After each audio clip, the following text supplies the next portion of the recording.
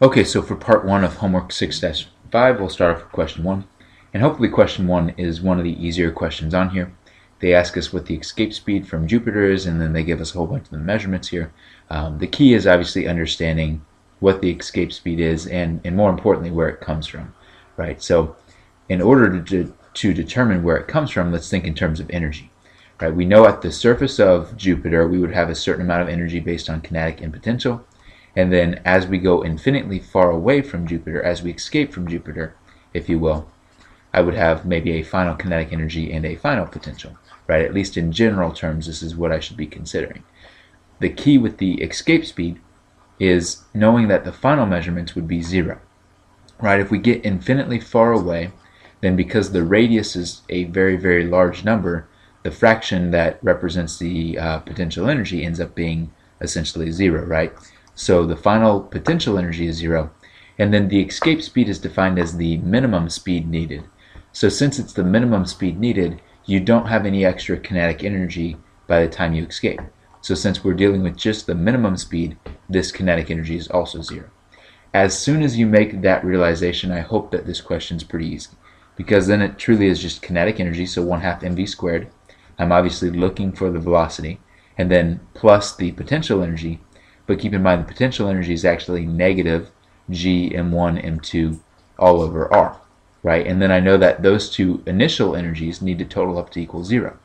So in other words, the kinetic energy needs to be equal and opposite, right, to my potential energy.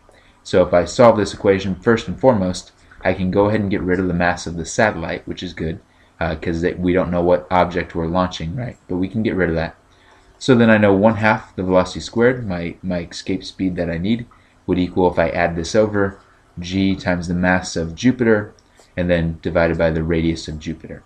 And so again, just solving this the rest of the way, obviously when I solve that, I get the escape speed equals 2 times the universal constant times the mass of Jupiter divided by the radius of Jupiter.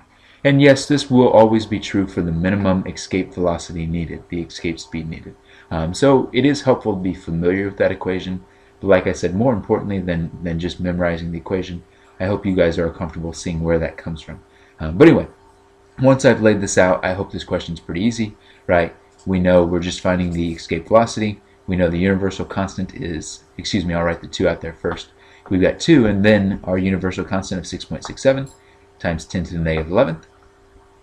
And then the mass of Jupiter, which is 1.90 times 10 to the 27th. And then the radius of Jupiter, because that's where we're assuming that we're launching this from, would be at the surface of Jupiter. So the radius of Jupiter is 6.99 times 10 to the 7th. Right. So anyway, finding that, calculating that, just be careful about it. And I'm hoping that I calculated it right, but if you do find that this is wrong, just let me know, but I think it is. Anyway, I get about 6.02 times 10 to the 4th meters per second. So about 60,000 meters per second. So the escape speed needed to get away from Jupiter, about 60,000 meters per second. Anyway, like I said, hopefully question 1 of the questions on this homework, hopefully you guys think that one wasn't too bad. Question 2, also not terribly difficult. A rocket is launched straight up from the Earth's surface at a speed of 15,000. What is its speed when it's very far away from the Earth? Basically the exact same relationship we just did for the last problem, right? Except this time it doesn't tell us this is the escape speed. It's just giving us a generic velocity that we're leaving the Earth's surface with. But we're still using the same relationship. We know at the Earth's surface, when it's first launched, it will have a certain amount of kinetic energy based on its velocity, and it'll have a certain amount of potential energy based on the fact that it's the Earth's radius away, right? At the farthest location, when it's very, very far away, and they are suggesting basically infinitely far away, right? So they're suggesting our distance equals infinity. We know that it would have potentially some kinetic energy and some potential energy, but just like we saw for question 1, if it's infinitely far away, we know for sure the potential energy would be 0. Now, in this case, we cannot assume that the final kinetic energy is 0, and in fact, they're asking me to find what is the final speed, right? So presumably, this is not going to be 0. But if we start to break up this equation, like I said, hopefully this one's not too bad. 1/2 mass times the initial velocity squared. They give us the initial velocity, so we have that to work with. Just like we saw in question 1, the potential energy is negative g m1 m2 all over the radius there, right? Which we're starting at the Earth's radius away, so we've got that measurement. And then on the other side of the equation, I know that the final potential energy is in fact 0, but I don't know that for the kinetic energy, so I have 1/2 mass of the satellite times the final velocity squared, which is what we're looking for. We're looking for the final velocity. So then looking through here, once again, every term involves the mass of the satellite. So as we so often see for orbital or this, if you will, space type motion, the mass of the satellite does not matter, right? I can cancel that out. And then at this point, everything else, right? Everything else is a value that we know. Again, we have the initial velocity of 15,000, so I'm squaring that, and then I've got 6.67 times 10 to the negative 11th. It really is just a numbers game here, right? The mass of the Earth, which I give you in this problem, 5.98 times 10 to the 24th. The radius of the Earth, which is where we're starting at, is 6.37 times 10 to the 6th. And then obviously equals 1/2 my final velocity squared. And I just need to make sure I'm careful in calculating this, and I find my final velocity. So as you calculate this, I end up getting the final velocity would be about 9,988. So about 9,988. Obviously, you could round that off a little bit. Potentially, you could round that off to about 10,000 or 9,990. Wherever you want to round it, though. Hopefully, you got an answer somewhat close to that. Just looking at this, just thinking about this, definitely suggests that it is possible, because I know the 9,000 would be less than my starting 15,000, which hopefully makes sense, right? If I'm going further away, it takes energy to do that, and so I'm losing some of my kinetic energy as I go a further distance away. But anyway, seems like a pretty reasonable measurement, so hopefully as you calculated this, you agree with my answer. But question 2, like question 1, hopefully not a terrible question to get through. Question 3, an Earth satellite moves in circular orbit, so it does tell us circular orbit, which is helpful. And then they give us the orbital speed, the orbital velocity. What is its period? I did make one mistake on this problem. I should have gone ahead and given you the mass of the Earth. We actually will need the mass of the Earth in solving this problem. But once we have the mass of the Earth, so you can just use it from the problem above, we know the mass of the Earth would be 5.98 times 10 to the 24th. Once we have the mass of the Earth, hopefully this problem is not too bad. It really just targets a couple of the equations we knew from last year, right? It is circular orbit, and they tell us the orbital velocity, the orbital speed is 5,500, right? So in order to find that, I'm just finding my orbital velocity. Well, again, the key of where does the orbital velocity come from? It comes from my universal force of gravity equal to my centripetal force. So G m1 m2 all over r squared equals my centripetal force, which is mass velocity squared over r. And the reason for that, right, is centripetal force has to come from something, and in this case gravity is providing the centripetal force. But in any case, once again, I'm able to cancel the mass of the satellite out. I'm able to cancel one of the radii out there. And then when I solve for velocity, I know that the orbital velocity is the square root of gm over r. Again, hopefully most of us are already pretty comfortable with this. I know going back to last semester, you guys, most of us showed that we were pretty comfortable with this.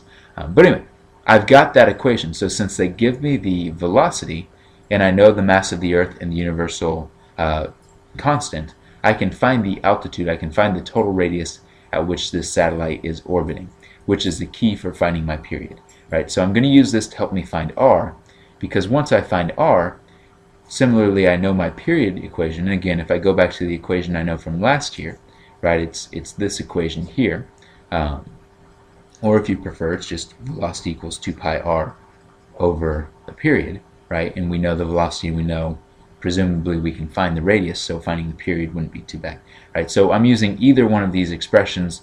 Once I find my radius, it's a pretty easy task to do. So again, all I need to do first is find my radius, so plugging in 5,500 equals my square root of, again, 6.67 times 10 to the negative 11th, and that always is given for you if you need it. The mass of the Earth here, which I should have given you and forgot to do so, and then dividing by r, which is what I'm looking for. So solving for the radius, solving for that total distance between the center of the Earth and the satellite, I find the radius to be about 1.319, just taking it to a few decimal places there, times 10 to the 7th meters. So there's my radius. And then again, once I have the radius, either of these paths work. If you're comfortable, if you remember that equation for the period, or if you remember the equation we saw this year, or how to get to that equation where we saw t squared equals 4 pi squared r cubed all over gm. If you remember that equation, awesome, go for that. But really any of these three equations are all related, right? So any one of them would work. So now that I have the radius, just choose whichever one you want, plug it in and solve. Obviously, probably the easiest equation to use at this point would be that middle one there, right? Since we know the velocity is 5,500 and we know the radius is now 1.319 times 10 to the 7th, I would just have 2 pi times 1.319 times 10 to the 7th, and then that whole thing divided by the period. So solving the rest of the way for the period, again, hopefully pretty easy once you've established your radius, right? Solving for the period, I do find the period is about 15,070 seconds. So 15,070 seconds. Okay, so then question 4, probably the last question I'll get to in this first video here, just to make sure we cover it in a lot of detail, and I won't have enough time to cover question 5. But looking at, so binary star system, we would see a system like that in class. Each star has the same mass as our sun, which is given as 1.99 times 10 to the 30th.